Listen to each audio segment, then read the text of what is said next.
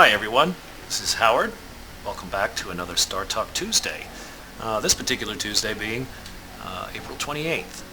Now, over this week, the sky is certainly up there, but what we want to focus on today is the sky at the very end of this particular week. We're speaking directly about Monday night, May 4th, into the morning of May 5th.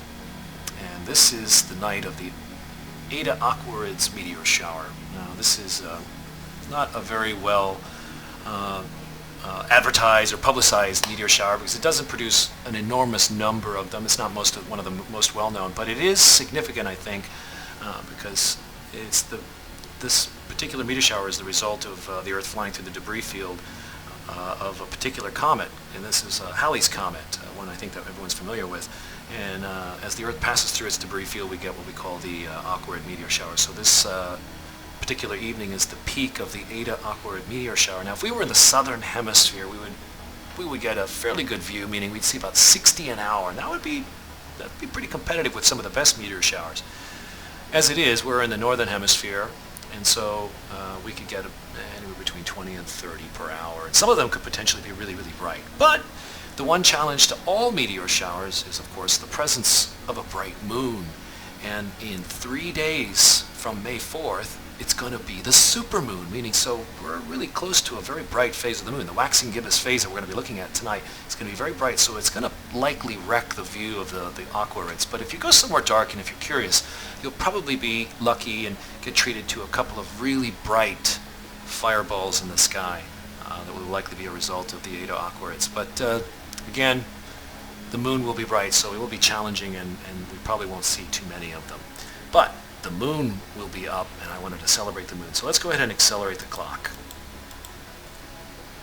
Try to do that fast. Slow that down. There we go. That's a little bit too quick. There we go. And you can see the sky changing. There we go. We'll get this up there right around here. Wow, I seem to keep having a knack for stopping right around 21:19, 21:20. Okay, so this is 20 minutes after 9. We're looking into the southern sky. You can clearly see the moon is way up there. It's going to be nice and bright. And as we zoom in, I'm trying to do this gently, but the zoom has a jump between steps, so try to do this slowly. This will be a familiar phase right here. And if I remember correctly, time is ticking by, so I'm going to go ahead and pause the clock. There we go. So this is 9:20 in the evening, and what we see is this familiar view, not quite a full moon. This is a waxing gibbous moon. Waxing meaning it's growing in size, it's getting bigger, it's going to soon to be a full moon. And what we see is the familiar structure of the dark mare across the face of the moon. Those are, of course, former oceans of lava. The Latin word for oceans or seas is mare, and that's what these are known as, lunar mare. From the earthly view, the ancient people probably thought that these look like oceans. And these particular oceans bear names like the oceans on the earth. Here we have the Sea of Fertility. Here we have a familiar one, the Sea of Tranquility. And over here, the Sea of Serenity. Down here, the Sea of Nectar. And the one that stands out by itself, the one that I sort of use as a visual orientation, so when I look at this, sometimes I have to kind of tilt my head one way or the other and kind of figure out which segment I'm looking at. And this is the sort of visual cue that I look at that kind of gives me a sense of orientation. And that's the Sea of Storms right here, sort of standalone, all by itself, not connected. Anyway, it's the Sea of Tranquility. That, of course, is the location where the Apollo 11 astronauts landed. And we're definitely going to want to take a closer look at that. And down here we have another crater.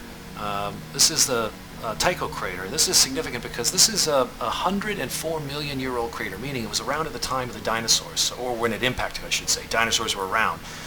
And as I like to joke about this, is that the dinosaurs saw this happen, and nature gave them basically a 40 million year head start. Said, hey, get that space program going. And of course, 40 million years later, they still didn't have a program. And Chicxulub changed everything. So this was the early warning that the dinosaurs ignored. the impact of Tycho crater. This is one of the youngest large visual impact craters. This is 104 million years old, and it leaves these giant rays kind of sticking out from a visual way. You can see it doesn't show up very well here in the picture. But we're going to take a closer look at it in another program. We're going to go ahead and switch over to that right now. We're going to switch over to Worldwide Telescope. So now we can see that familiar view. And first off, I want to jump down here. So let's zoom down into the seas. And just so we can see the Sea of Storms. There we go. There's the Sea of Storms, Fertility, Tranquility, and Serenity. And there's Nectar down there. Now, when we're looking here at the Sea of Tranquility, folks, I want to tell everyone, don't let anyone tell you could see the Apollo 11 landing site with telescopes. You can't. What you can do is to see craters. And it's like if you imagine you were out in space and you wanted to see your home in Florida. Well, you're not going to be able to see your home, but what you can do is look down on the peninsula that is Florida and perhaps see Tampa Bay and kind of get a visual sense of where your home is. And in that sense, we can kind of get a sense of where the Apollo landing site is, because it's right down in this little region right here. And we can certainly magnify the view. As we take this down, this little prominence right here kind of juts into the Sea of Tranquility as our first visual cue. And then this crater right here, which if I'd been thinking I would have gotten its name. Visually speaking, I use it as a cue to kind of lead me to this one. And this is about the extent of my view. Now this is a very challenging thing to see. I'm not even sure if you can see it, aside from photographs, because I have a feeling that the surface of the moon is going to be very bright. In any case, this is what is called the cat's paw crater. And as I get a little bit closer, you kind of get a sense of the reason why. It looks like a cat's paw print. And it's the lunar surface. And relative to this crater right here, I think that's about the scale that we start to lose sight. You can't really, visually from the Earth can't see. With some pretty powerful instruments, you probably can get a view of this region. And there are some craters in the area that are named after the astronauts, Armstrong, Aldrin, and Collins. But that Apollo 11 landing site relative to the cat's paw, so we're right about here. So if you kind of remember that spot, we can zoom out. It's right about there. So if you think about this shape of the Sea of Tranquility, right relative to that prominence in that little crater right there, Apollo 11 landing site sits in this little region right here. So as we zoom out the view, you can look there with your mind's eye and almost imagine that little spot. Now, because time is my enemy here, Tycho crater. And as we zoom in down onto Tycho crater here, this is the part that I love about this program. This beautiful crater, which isn't far from another beautiful crater. I'm going to get distracted over here. This is Clavius over here. For those of you that are science fiction fans will remember in 2001 A Space Odyssey, Clavius is where they found that the big black monolith. Anyway, over here at Tycho crater, we get to have a little fun. So now we're going to switch our view. We're going to twist our view into an angle. Look at that. And kind of fly around the moon, around Tycho crater. This crater is about as wide across as Tampa Bay is. Actually, no, I stand corrected. I think this one is about, this one's about 85 kilometers across. So those of you that know the geography of the area can kind of just get a sense of scale on this thing. I've looked at it through telescopes, and what you'll see, this bright glowing region here, which kind of reminds me of stadium seating in like a Greek-style amphitheater. And so when I look at it from my telescope, I get a view that looks something like this. And I kind of almost imagine the rows of seating in an amphitheater. Tycho crater right there in the center is the stage. Anyway, let's back away from the moon. In fact, I'm going to just jump right out of that.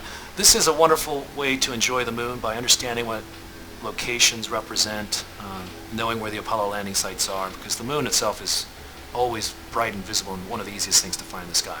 Now let's wrap this up by changing out of our view here, pull away from the moon. We're back in stellarium now. We get to here. We're going to go ahead and accelerate the clock because we want to get into a much later time. Whoa, that's fast. Slow down, Howard. There we go.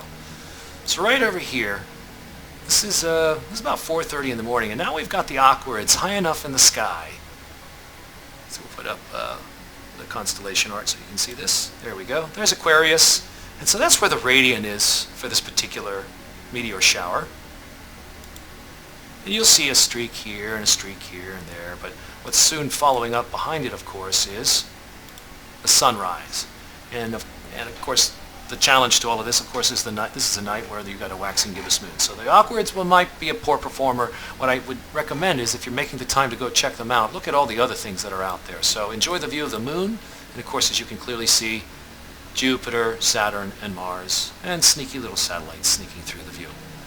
Anyway, I think I've run out of time, folks. Thanks again for joining us. And don't forget that May 2nd is National Astronomy Day. And we'd love for you to come and join us, all online and free. Just visit our museum from the home webpage at www.bishopscience.org for more information. See you then. Thanks again, folks. We'll see you next time.